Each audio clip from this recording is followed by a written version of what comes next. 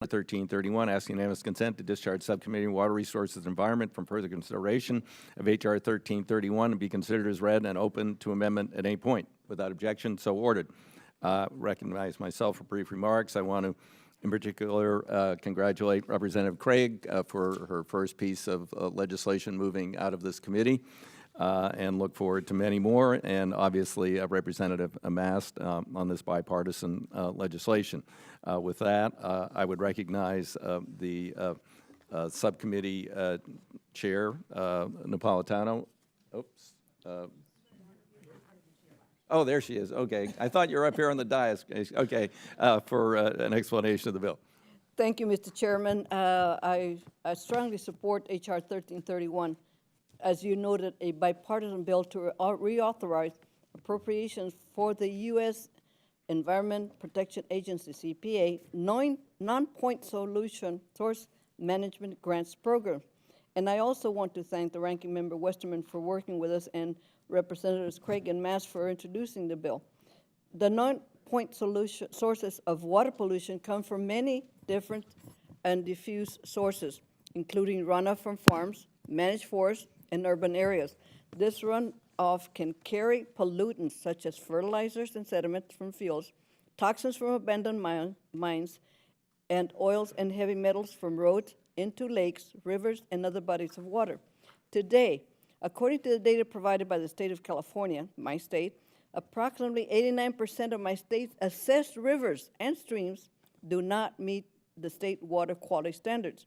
Of that number, somewhere between 30 to 60% are impaired because non-point solutions sources of pollution in the state, both urban and rural sources. The number is staggering and has remained relatively constant over the past decade, and I am sure duplicated in states across the country. The Clean Water Act, enacted in 1972 to restore and maintain the chemical, physical, and biological integrity of the nation's water. In 1987, the Clean Water Act was amended to add Section 319 to create a non-regulatory program through which EPA administers annual grants to help states develop and implement their own programs for managing non-point solution water pollution. Under EPA's 319 program, states retain the primary role for addressing non-point source water pollution, which they do, largely through voluntary means and financial incentives. However, according to GAO, the extent of available incentives has declined in recent years as grants to the states under Section 319 program have declined by more than 30% from a high of about $240 million annually in fiscal year 2004. The Section 319 program was initially authorized at $70 million in 1998, and its authorization level steadily increased to $130 million in fiscal year 1991, the last year of authorization for the program. Since that time, the program has been authorized through annual appropriations for EPA.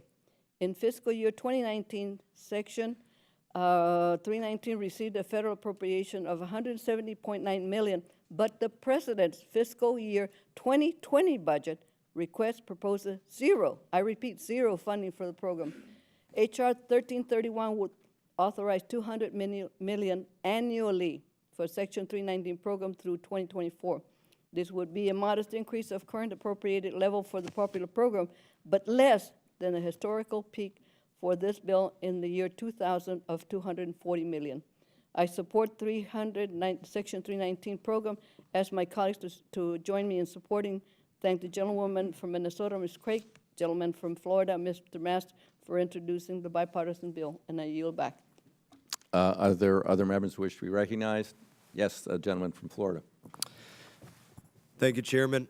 And I thank the committee for their work on this piece of legislation, the Local Water Protection Act. It is important. Every one of us, doesn't matter what state we represent, doesn't matter what cities or towns we have in our district, we all have waterways that are important to us, lakes, streams, tributaries. They haven't always been taken care of on a number of different levels, whether it's at the state or local level, whether it's from the U.S. Army Corps of Engineers or some branch of the military that may have a military base nearby, whether it's agriculture or industry or something else. These waterways, they're important to our communities, they're important to industry, they're important to our way of life, to fresh drinking water supply, to irrigation, and to 100 different fronts. And this is a great approach that does not lend itself to what can sometimes happen in Washington, which is DC, one-size-fits-all approach.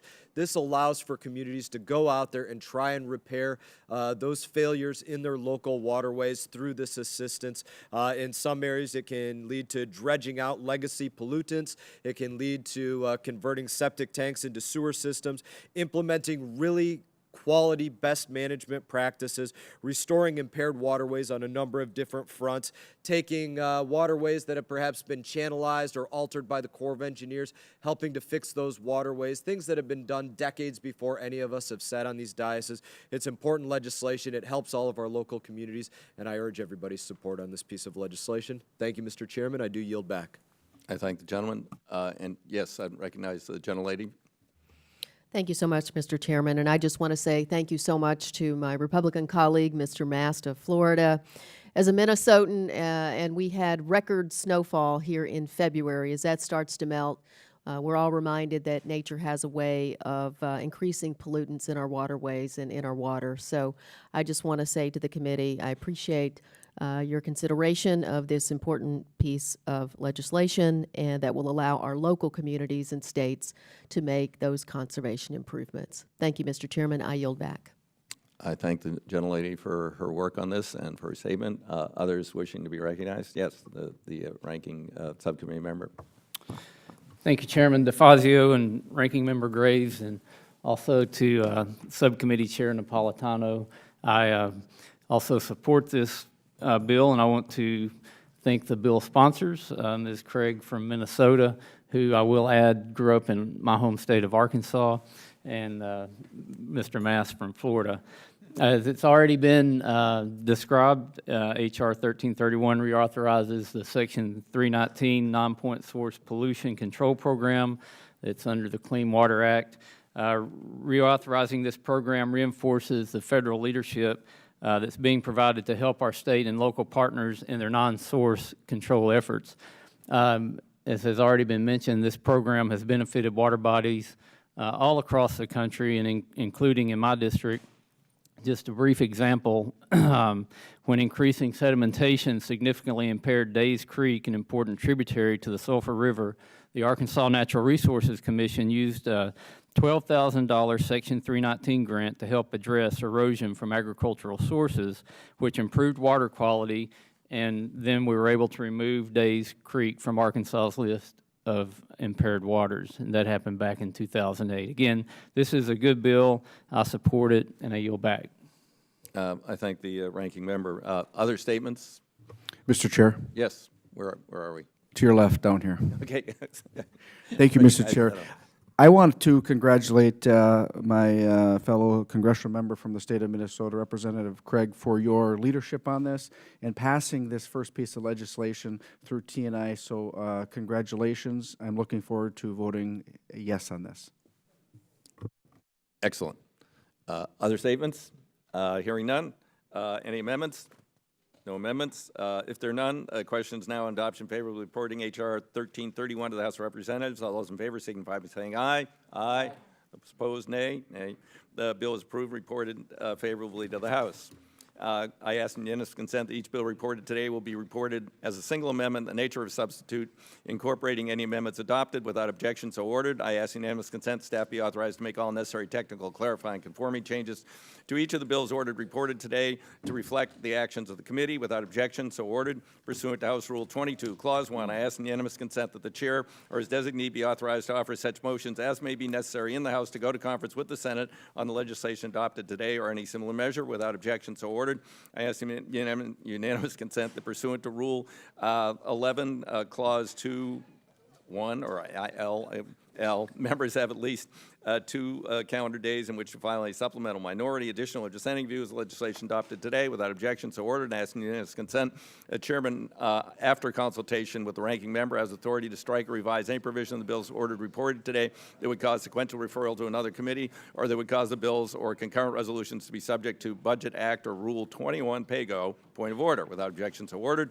Pursuant to Rule 5 of the Rules Committee on Transportation Infrastructure, the chair notes the presence of a quorum for actions taken on all committee business today. With that, the Committee on Transportation Infrastructure has completed its business for the day. Congratulations, everybody. Thank you very much. Appreciate